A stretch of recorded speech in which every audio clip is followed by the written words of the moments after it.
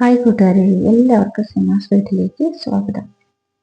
ഇത് നമുക്ക് പച്ചക്കറിയുടെ കുറേ തൈകളാണ് കേട്ടോ. കൃഷിഭവനിൽ നിന്ന് കുറേ തൈകൾ കിട്ടിയിട്ടുണ്ടായിരുന്നു.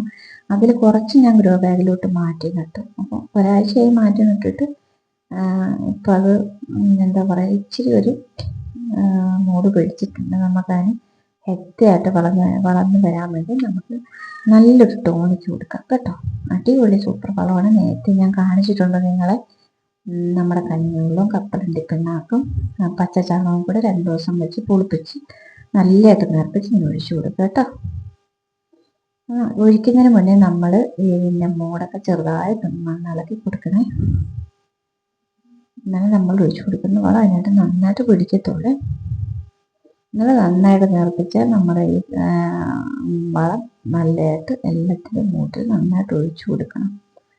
എല്ലാവരും ട്രൈ ചെയ്ത് നോക്കണം. പച്ചക്കറി കൃഷി ചെയ്യുന്നവർക്ക് ഇതിനെപ്പറ്റി കൂടുതലൊക്കെ അറിയാം, എന്നാലും പറയുക. എല്ലാവരും ഇത് ട്രൈ ചെയ്ത് നോക്കണം. എല്ലാവരും സബ്സ്ക്രൈബ് ചെയ്ത് സപ്പോർട്ട് ചെയ്യണം. Okay, thank you for watching. ഇതെൻ്റെ പുതിനയാണ്. ഒരു കുഞ്ഞു കമ്പൗണ്ട് ഇട്ട് നന്നായിട്ട് വളർന്നിട്ടുണ്ട്.